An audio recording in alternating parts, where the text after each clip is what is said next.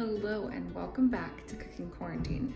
Today we are going to be cooking a whole chicken in the crock pot, and served with it we are going to have mashed potatoes and green beans. So let's get into the video. I'm going to show you guys everything you need. So for this recipe, it's very easy. You will need black pepper, you will need brown sugar, salt, garlic powder, paprika, onion powder, and then olive oil or whatever oil you have on hand. And then you need a whole chicken, and you need to make sure that it is defrosted. It is not frozen chicken that you defrost this. And usually if you put it in the fridge about 1 to 2 days before, it will be defrosted by the time you need it. And you also need your crock pot. And you're going to open your chicken. This is a little messy, so make sure you have your trash can nearby and a clean counter. So now your chicken is in your crock pot, and you want to make sure that you set it in there opposite to how the chicken looks. And so if you imagine a chicken walking around, then their wings are usually pointed down. Can you see their wings? All right, here's like a little chicken wing. Their wings are usually pointed like this. As you can see that. And you want to flip it on the opposite side, so this side is facing up. You want to face it this way because this is the chicken breast, and this is where you're going to get the most meat. So once you've got the chicken in the crock pot, you're going to take your olive oil and a little bowl, and you're just going to pour just a little bit. You don't need too much, probably about 1 tablespoon to 2 tablespoons of your oil into a little bowl. All right, so you have your oil and then your basting brush, and you're going to lightly just go over the chicken. And if you don't have a basting brush, you can still just drizzle it over, and it will also have the same, effect. So now you'll set that aside. You'll take 1 tablespoon of brown sugar, and you just put it in a bowl. And you need 2 teaspoons of salt. 1, 2, and then you'll need 1 teaspoon of pepper, and then half a teaspoon of garlic powder, and then half a teaspoon of onion powder as well. And the last seasoning you need is a tablespoon of paprika. There we go. And that is all for the seasonings. Now you're going to take, I like to use fork because I feel like it breaks it up better, and you just mix it together. So now you're going to take your seasoning mix, and you can just use the tablespoon that you were just using, and you're going to just shake it over and try to give it like as smooth of a coat as you can get. You do want to make sure and add just like a smidgen of water, not on your chicken, but just on the bottom. So that way you can see how there's some spices on the bottom. You just want to make sure that it doesn't burn or stick to the bottom. So I always just make sure, just a smidgen. All right, and once this is all finished and your chicken is all seasoned, you're going to cover it and turn it to high.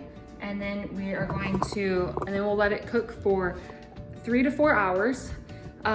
You want to make sure you cook it on high because you can't cook it on low. It just, the chicken won't make it up to temperature fast enough, and so it's not healthy to eat. So make sure you cook it on high, and it should only take about 3 to 4 hours. My chicken says it needs to temp to 185, so make sure you read the instructions that come on the chicken itself, and if it doesn't say, a safe temperature is 185. So I will see you guys back in 3 to 4 hours. Now we're gonna move on to the next part, which is potatoes and green beans. And I'm going to use instant potatoes because we have it on hand, and my kids like it just as much, and it's a little bit quicker and easier. And then just canned green beans. You can use your own homemade mashed potatoes if you would like, if you have potatoes on hand, and that's something you wanna do. And if you have fresh green beans, that would be perfect as well. These are just things that we have on hand, and that make dinner a little bit faster and easier for us.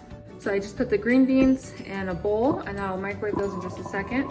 Our water is ready, you can see. So So now I'm gonna add in our instant potatoes.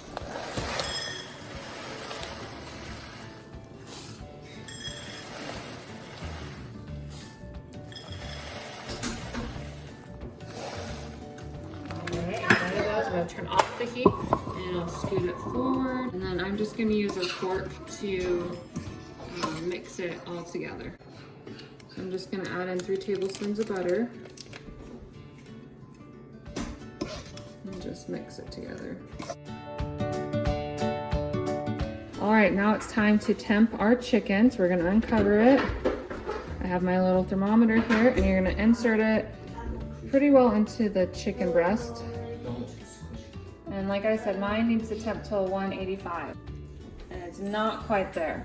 So we'll just cover this back up and let it cook for a little bit longer.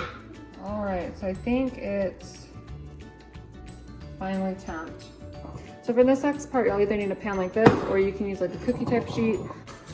So now what you're gonna do is you're gonna take the chicken from the crock pot and put it onto your pan of choice. And I use 2 forks because it's easy to get up in there.